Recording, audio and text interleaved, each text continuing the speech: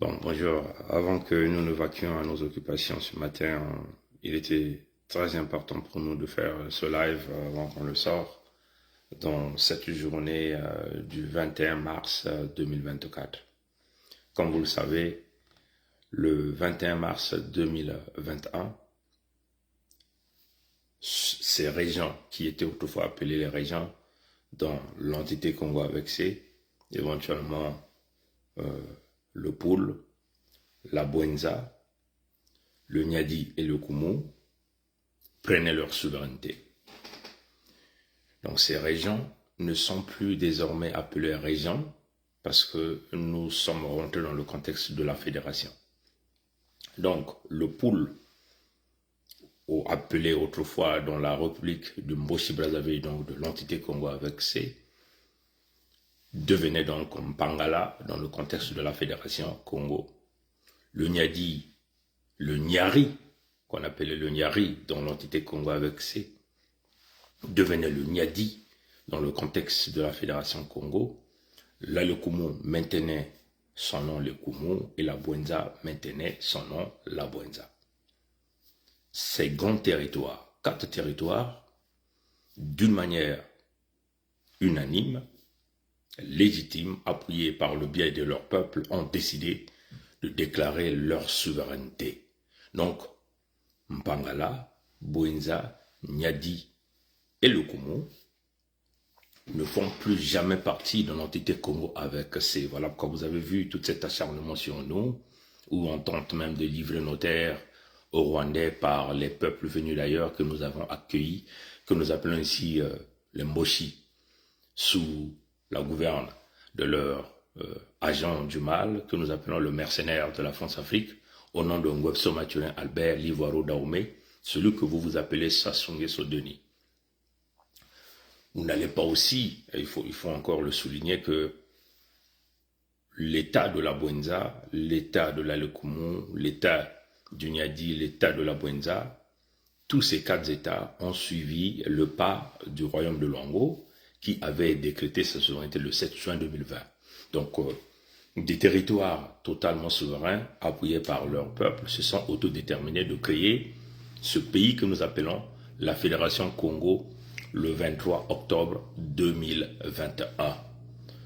Il faut encore le rappeler à l'ensemble des peuples qui n'ont pas compris la démarche de la création de la Fédération Congo, qui a eu d'abord des retrouvailles que nous appelons chez nous le Mbongi, où nous avons rassemblé nos peuples pendant 2 mois, 10 séances, plus de 6 heures par séance, pour étudier les problématiques qui devaient nous permettre d'aller ou pas à notre souveraineté. Et nos peuples ont appuyé cette démarche par un référendum populaire que nous appelons ici la pétition d'autodétermination des peuples Congo. Nos territoires sont occupés. Nous sommes envahis par des forces armées, de l'extérieur comme de l'intérieur. Et donc, ce référendum ne pouvait pas se faire sur le territoire occupé. Les Congos se sont exprimés à travers une pétition en ligne et une pétition écrite, ce que nous avons l'habitude d'appeler la fiche de pétition. Donc, il n'y a plus de doute. Les derniers décomptes ont démontré plus de 50 887 familles qui ont appuyé cette pétition sur l'ensemble des territoires de la Fédération Congo. Donc, on peut le dire que nous sommes aujourd'hui à notre 3e anniversaire de la souveraineté. Le combat n'est pas encore fini. C'est un combat dur, un combat difficile, un combat où nous devons pousser tout le monde à nous reconnaître. Ça, il faut le dire. Mais nous ne sommes pas les premiers de rester dans cette situation. Pourquoi? Parce que la souveraineté des peuples Congo n'a pas été décidée par d'autres peuples, n'a pas été décidée par des lécodermes. Ça, vous devez le savoir. Notre peuple doit le savoir. Si et seulement si la souveraineté du peuple Congo avait été décidée à Washington, ou à Pompidou, ou quelque part à Londres, bref, dans le monde occidental, où vous devez déjà observer, palper cette souveraineté. Comprenez? Voilà pourquoi nous sommes en train d'expliquer tous les jours à notre peuple que la souveraineté du peuple Congo a été décrétée par les peuples Congo par la volonté du créateur vivant Nzambi Mpungu, qui veut simplement protéger son existence. Donc nous, sa première créature, comprenez? Donc c'est la volonté de notre peuple. Et c'est ce qui est totalement différent quand cette souveraineté est dictée par d'autres peuples qui ont des ambitions, qui ont des intentions, qui ont, on peut le dire, qui ne voient que leurs intérêts. Hein, comprenez? Voilà pourquoi vous voyez que ça retarde. Comme ça fait le cas de la Chine, quand le 1er octobre 1949, Mao Zedong a déclaré la création de la République populaire de Chine, hein, comprenez?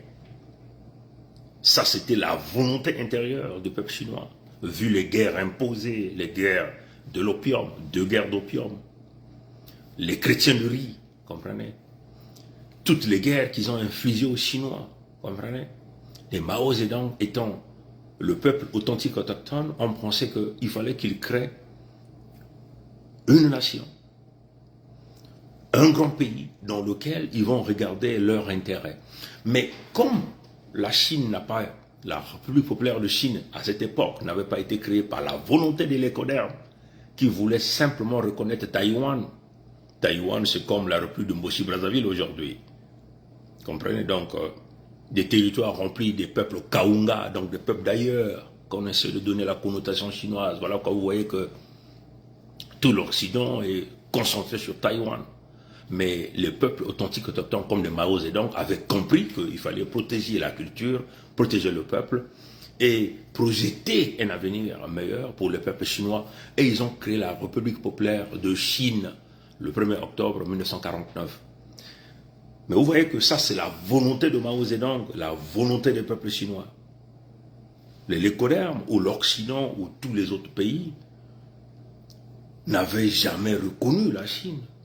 Jusque peut-être en 1964 ou quelques pays, 15 ans après, ou 1965, quelques pays ont commencé à reconnaître parce qu'ils ont vu l'engouement de ce peuple. Quand les Mao Zedong ont créé la République, comme nous sommes en train de le dire, nous ne pouvons plus, à cette époque, la République, aujourd'hui qui est devenue la Fédération du Chine, on peut le dire comme ça, le peuple avait compris, le peuple chinois avait compris que c'était l'ultime moyen de s'auto-poser à tout ce qui est contradictoire à leur vision. C'était l'unique moyen de pouvoir s'auto-protéger. C'était l'unique moyen de défense. C'était l'unique moyen de survie. Et ils se sont accrochés à la grande vision de leur leader politique aujourd'hui. Cette Chine qu'on a mis des bâtons dans les roues, qu'on n'a jamais reconnue 15 ans après, jusqu'à ce que cette Chine a été reconnue par un petit pays que nous appelons l'Albanie. L'Albanie, vous voyez, la Chine, la grande Chine, le grand pays de très loin, un petit pays comme ça, qui n'a aucun pouvoir, aucune puissance, comme l'Albanie, reconnaissait la Chine, et la Chine a fait son entrée au sein même de ces Nations Unies aujourd'hui, jusqu'à devenir membre permanent du Conseil de sécurité. Aujourd'hui, la Chine fabrique les armes les plus absolues. Donc, la Chine a ce que nous avons l'habitude d'appeler l'autosuffisance militaire nécessaire, qui ferait que aucun pays occidental ne peut oser face à la grande Chine. Donc, c'est comme nous avons déclenché notre souveraineté par les pleurs, les souffrances, après avoir analysé, étudié, mûri les idées de la souffrance de notre peuple, de la volonté des peuples qu'on a menés chez nous, sous le mercenariat de Ngobso Mathurin Albert, de nous faire disparaître. Comprenez? Et toute cette volonté est vue par tout le monde. Il était question que des enfants nés d'une même mère, Ndoto, Yenangudieto ou Dikilanga, la terre, c'est notre mère nourricière, née de la maman, revenant de la matrice, puissent se rassembler et voir le mal de loin et constituer ce que nous avons l'habitude d'appeler un grand muraille pour protéger notre peuple à travers la création d'un pays que nous appelons la Fédération Congo. Vous voyez que la Chine a pris 15 ans pour que les Européens, les Occidentaux et même les Lécodermes de Pompidou puissent les reconnaître. Nous sommes aujourd'hui à 3 ans. La bataille est dure, mais c'est cela.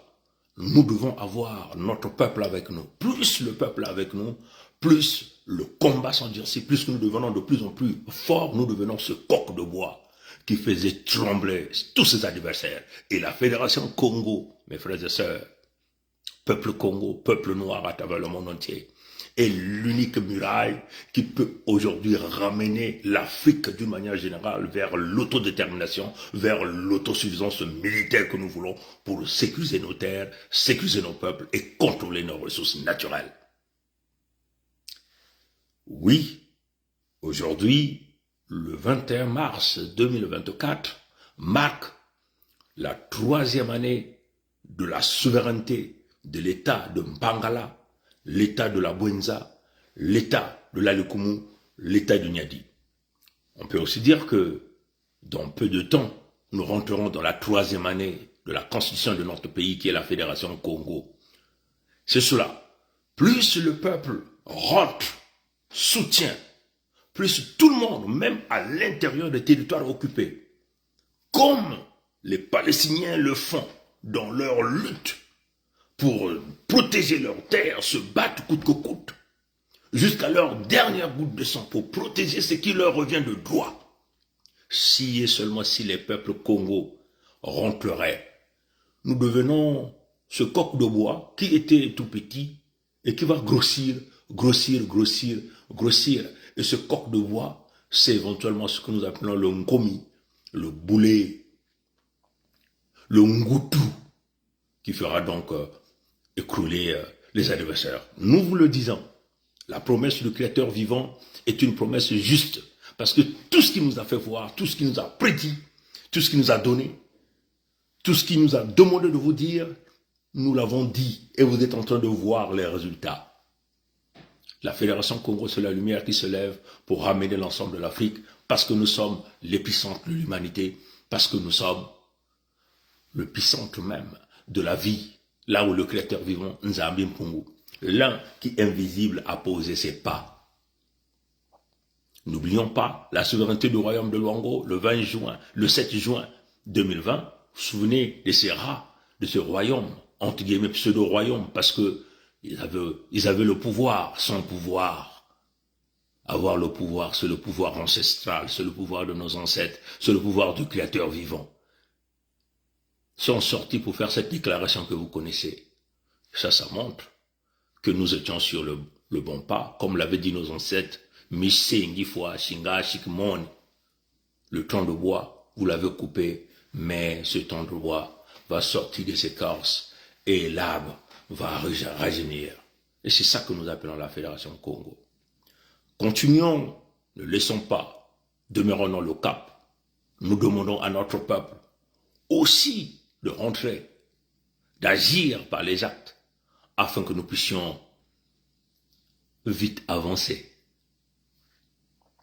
Je m'oppose donc aux idées déclenchées par un certain professeur sur les médias sociaux qui parle de la division de l'Afrique. L'Afrique ne veut pas te constituer en fédération parce que les lécodermes nous imposent. Il parle de la séparation des Soudans. Il parle de fragmenter, diviser l'Afrique. Mais il ne faut pas toujours accuser le lécoderme. C'est le noir qui fait le mal au noir parce que le noir vise ses petits intérêts. Comprenez? C'est parce que ces mêmes intellectuels qui tentent de critiquer ont parfois applaudi les pions de l'Occident comme de Ouattara, ont fait des éloges de gens comme de Ouattara. C'est parce que ces mêmes intellectuels sont incapables de dire aux jeunes Africains de prendre les armes et de défendre coûte que coûte leur territoire. Non, j'aimerais dire à ce frère et à ce professeur, la Fédération Congo a été créée par la volonté du peuple Congo, vu le danger qui guettait leur peuple. Il était question que ce peuple-là puisse se battre pour sa survie. Quand on a imposé les génocides au peuple Congo, on n'a pas vu ce professeur-là prononcer un mot sur le génocide du peuple Congo.